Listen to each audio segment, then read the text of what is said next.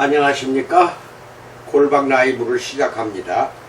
오늘은 예수님의 죽음과 우리의 생명 12강 십자가에서 영광을 받으셨다 라는 주제를 가지고 살펴보기로 합니다. 첫 번째, 요한복음이 말하는 예수님의 죽음에 대해서 알아봅니다. 다 이루었다. 요한복음 19장 30절.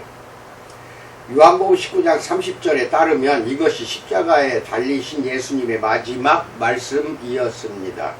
복음서 기자들을 통한 예수님의 순환 묘사에서 그들이 보도하는 예수님의 마지막 말씀들이 얼마나 특색이 있는지가 눈에 띕니다. 마가와 마태에게 마지막 말씀은 시편 22편 1절에서 온 나의 하나님 나의 하나님 어찌하여 나를 버리셨나이까, 마가복음 15장 34절, 마태복음 27장 46절이었습니다.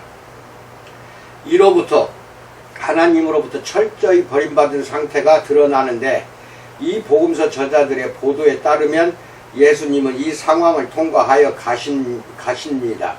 이와 달리 누가는 시편 31편 6절에서 온 한 말씀을 예수님의 마지막 기도로 알고 있습니다. 예수님은 죽음의 위기에서도 아버지와 연결되어 계셨습니다. 그러나 요한복음은 다 이루었다 또는 다르게 번역하여 이제 모든 것이 완성되었다 라는 외침으로 죽어가시는 예수님의 말씀을 인용합니다. 요한의 보도처럼 예수님이 자신의 순환을 통과하여 가시는 탁월성을 이보다 더 적확하게 특징짓고 요약할 수는 없을 것입니다. 예수님은 항상 과정의 주인이십니다. 즉 그분은 검으로 자신을 보호하려고 했던 베드로를 꾸짖으시고 요한복음 18장 11절, 비난과 구타에 조용히 응답하시며 요한복음 18장 23절, 빌라도에게 분명하게 입장을 표명하시지만 요한복음 18장 34절로 37절, 더 이상 하실 말씀이 없는 곳에서는 또한 침묵하십니다. 요한복음 19장 9절로 11절.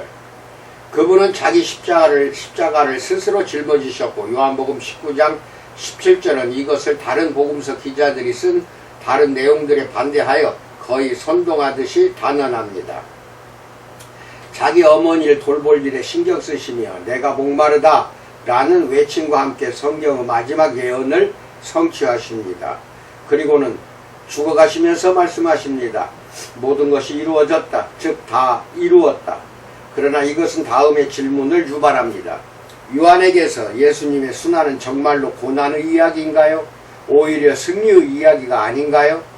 의문은 요한복음에서 예수님이 자신의 죽음을 가리키실 때 요한복음 8장 28절, 12장 32절로 33절, 13장 31절로 32절도 보세요. 자신의 높여지심이나 영광 받으심에 대해서 말씀하심을 관찰함으로써 강화가 됩니다. 요한에게 예수님의 죽음은 실제로 쓰라린 마지막 순간까지 죽음의 고난과 고통을 맛보았던 자신의 성육신의 마지막 결과였는가요? 아니면 요한은 예수님의 십자가형에서 성경의 성취를 위한 연출과 하나님의 아들의 승리 및 높아짐을 훨씬 더 많이 보지는 않았는가요?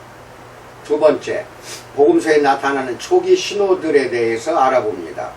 복음서 전체를 이 문제 제기 아래에서 읽으면 우리는 이미 요한복음 1장 29절에서 예수님에 대한 세례 요한의 강림과도 같은 말과 만납니다. 보라, 세상 죄를 지고 가는 하나님의 어린 양이로다. 요한복음 1장 29절. 하나님의 아들 요한복음 1장 34절이 세상 죄를 문자적으로 짊어지고 가버린다는 것은 이사야 53장 11절을 연상시킵니다. 나의 의로운 종이 죄악을 친히 담당하리로다. 또는 더 문자적으로는 나의 의로운 종이 그것을 끌고 가버릴 것이다 라고 말합니다. 그러나 대속죄일의 광야로 보내지는 염소에 대해서도 그것이 그들의 모든 불의를 지고 멀리 가버려야 한다 라고 되어 있습니다. 레위기 16장 22절. 두 진술 모두 여기서 극단화되었습니다. 하나님의 어린 양은 세상의 죄를 지고 가버릴 것입니다. 즉 극복되는 개별 위법 행위들과 위반 행위들만이 주제가 아닙니다.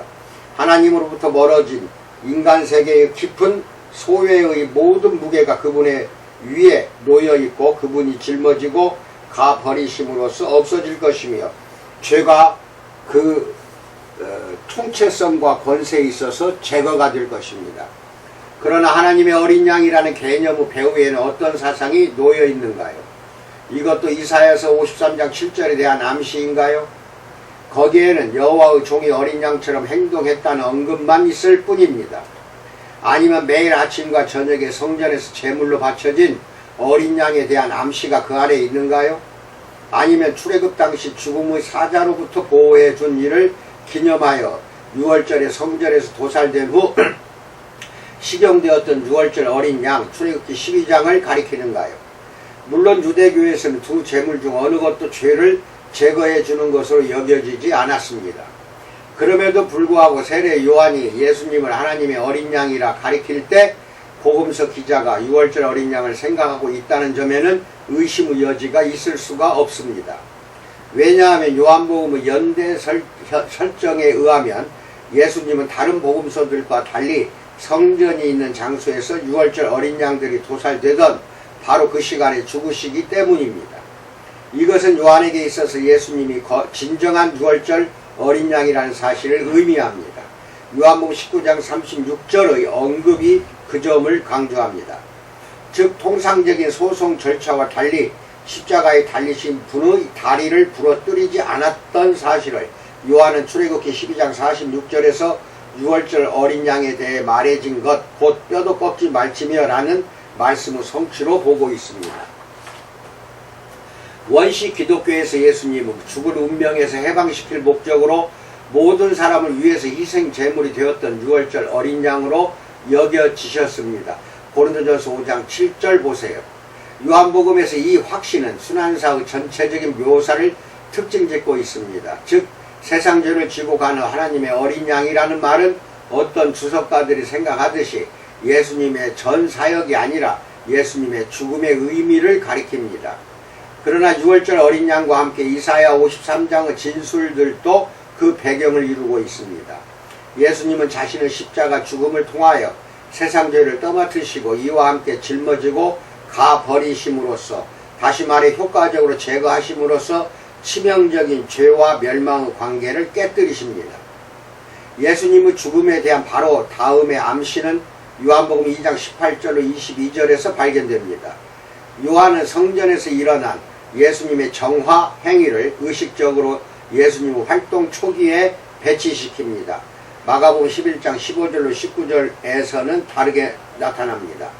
처음부터 다음의 사실이 분명해야 합니다. 곧 예수님이 하나님에게 가는 새로운 접근 방식을 마련하신다는 점입니다. 이 행위를 하시는 예수님의 정권에 대한 표적 요구에 그분은 대답하십니다.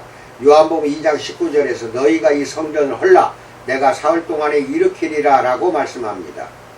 요한은 직접 이 말씀이 부활절 이후에야 이해될 수 있다고 강조합니다.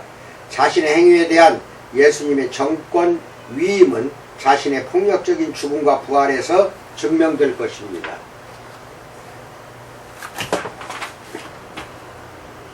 복음서 기자에게 예수님의 순환이 얼마나 중요한지가 그분을 죽이려는 대적들의 의도에 대한 계속적인 암시들을 통해서도 보이는데 대표적으로 요한복음 5장 18절, 7장 19절로 20절, 25절,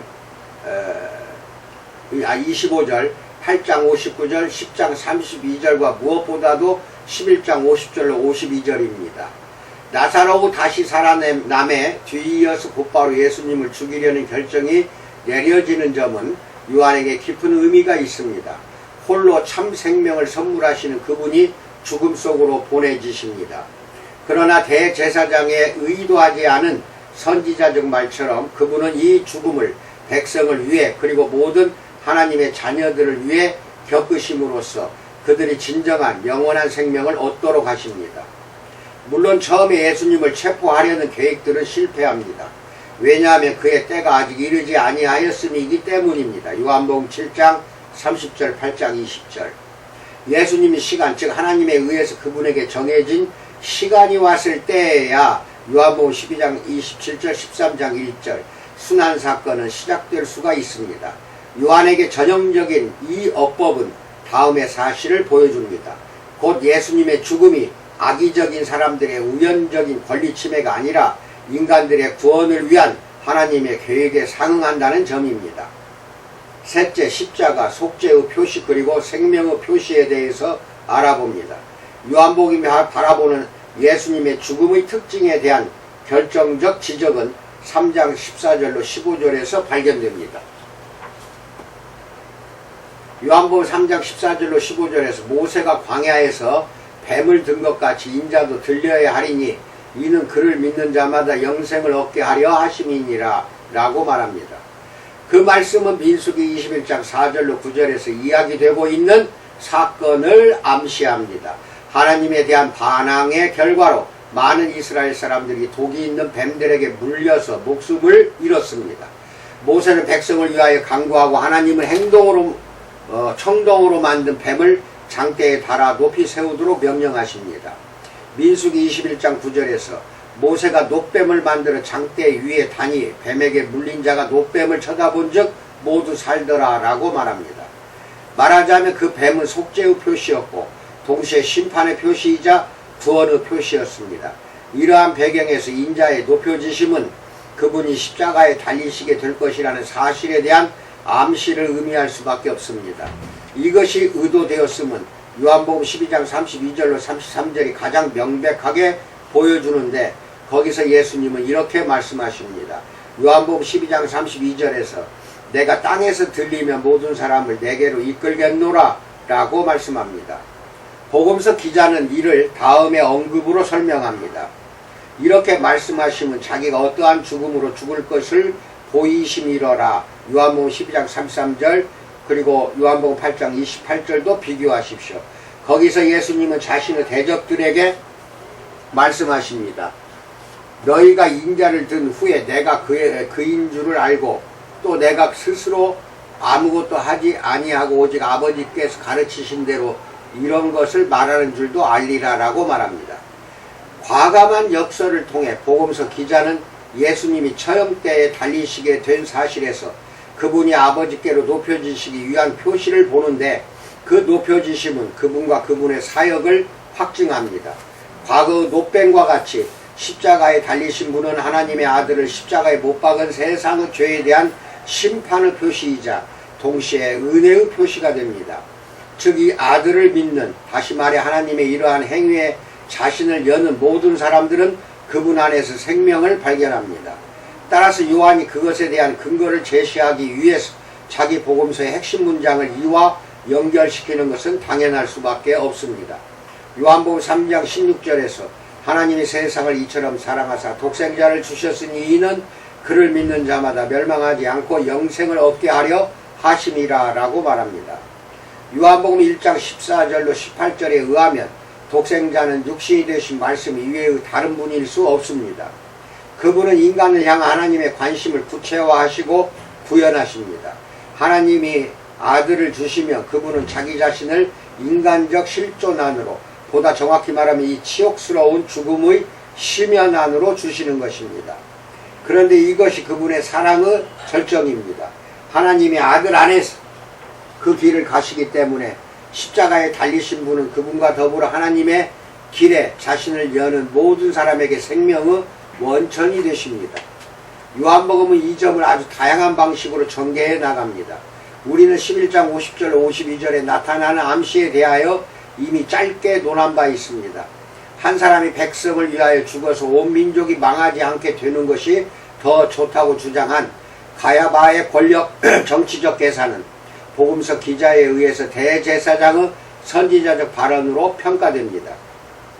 그의 주석에 의하면 예수는 실제로 민족을 위해 죽어야 하되 가야바가 생각했었던 것과 완전히 다른 의미에서 그래야 하는데 이는 그 민족만 위할 뿐 아니라 흩어진 하나님의 자녀를 모아 하나가 되게 하기 위하여 그래야 하기 때문입니다.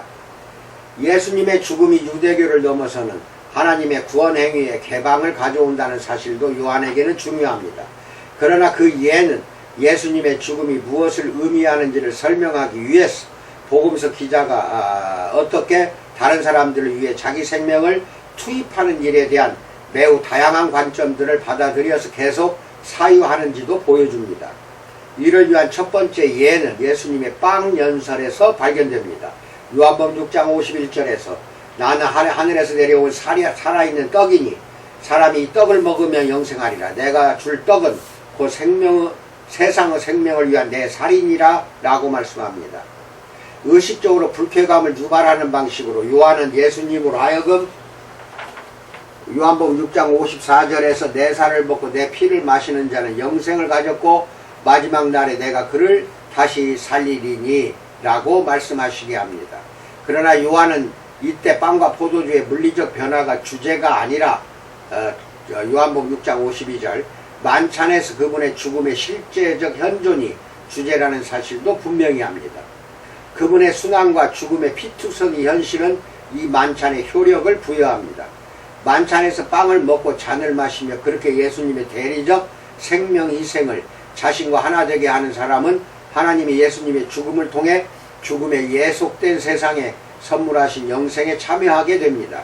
그러고 나서 복음서 기자가 주의 만찬 제정에 대한 보도를 생략하고 그것을 세족 요한복음 13장 1절로 17절로 대체하는 일은 이 복음서의 수수께끼 중 하나입니다.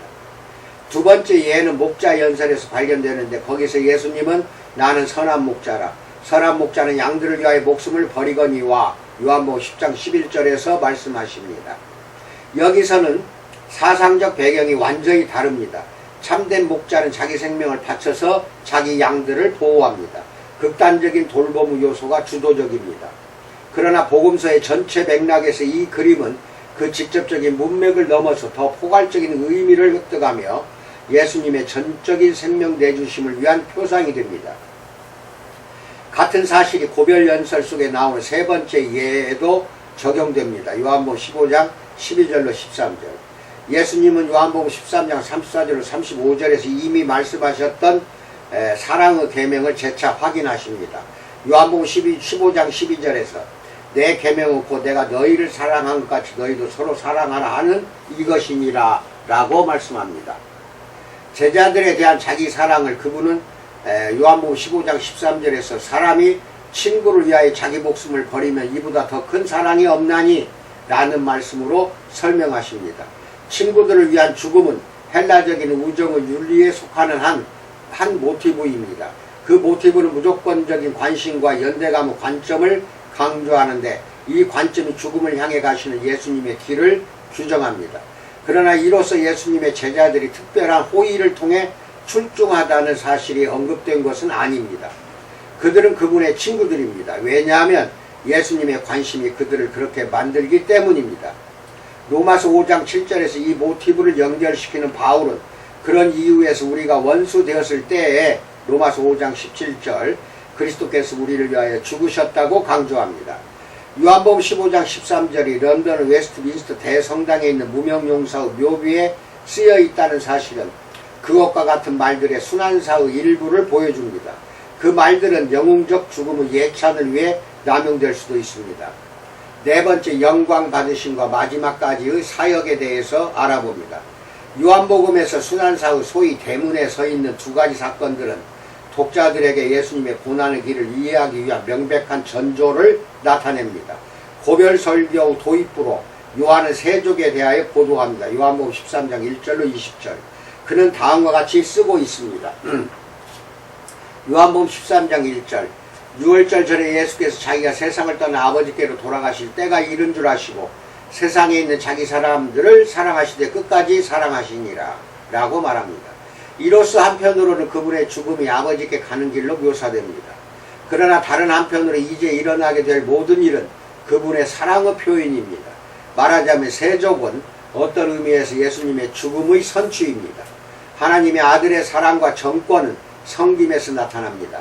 여기서 우리는 마가복음 10장 45절에 있는 예수님의 말씀이 서사적으로 확장된 형태를 가지고 있습니다. 마가복음 10장 45절에서 인자가 온 것은 섬김을 받으려 함이 아니라 도리어 섬기려 하고 자기 목숨을 많은 사람의 대속물로 주려 함이니라 라고 말합니다. 요한에게 있어서 이 말씀은 참 생명이 오직 죽음을 맞이할 준비를 통해서만 획득될 수 있다는 깨달음을 포괄합니다. 요한이 그보다 앞선 장에서 자기 복음서의 첫 번째 주요부의 종결로서 보도하는 두 번째 사건이 그 점을 보여줍니다.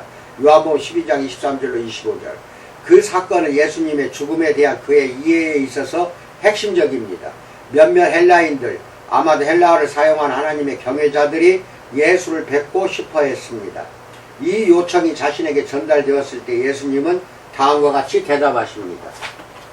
요한복음 12장 23절로 25절에서 인자가 영광을 얻을 때가 왔도다. 내가 진실로 진실로 너희에게 이르노니 하나를 미리 땅에 떨어져 죽지 아니하며 하나를 그대로 있고 죽으며 많은 열매를 맺느니라. 자기의 생명을 사랑하는 자는 잃어버릴 것이요 이 세상에서 자기의 생명을 미워하는 자는 영생하도록 보존하리라 라고 말씀합니다. 이 간결한 진술들은 예수님의 죽음에 대한 요한의 해석에 있어서 세 가지 중요한 요소들을 포함하고 있습니다. 25절에 나오는 마지막 요소부터 시작해 보기로 합니다. 첫째, 참 생명은 오직 자기 생명을 다른 사람들을 위해 희생할 준비가 되어 있을 때에만 획득될 수 있다. 덧붙이자면 자기 생명을 미워하다는 자기 생명을 무시하다 하찮게 여기다에 대한 세머적 표현 방식이다. 이로써 예수님의 죽음에 대해서 뿐만 아니라 따름의 본질에 대해서도 무엇인가가 언급되었다. 예수 따름을 통한 성김으로의 초대가 이어지고 있는 것은 우연이 아니다. 요한복음 12장 26절. 그것이 예수님을 진짜로 보는 길이다. 둘째, 그 앞에 두 번째 요소가 언급되었다. 24절.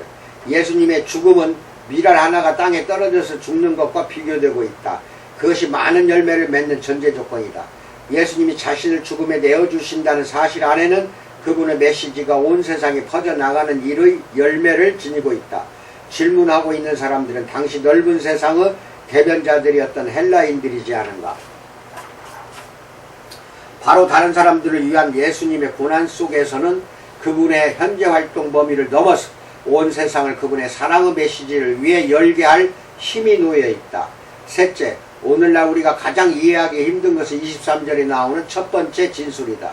어떻게 예수님의 죽음이라는 관점에서 인자가 영광을 얻을 때가 왔도다라고 할 수 있는가. 그런데 이 견해가 요한복음에서 핵심적이다. 13장 31절로 32절에는 더 상세하게 쓰여 있다. 지금 인자가 영광을 받았고 하나님도 인자로 말미암아 영광을 받으셨도다. 만일 하나님이 그로 말미암아 영광을 받으셨으면 하나님도 자기로 말미암아 그에게 영광을 주시리니 곧 주시리라 라고 말합니다.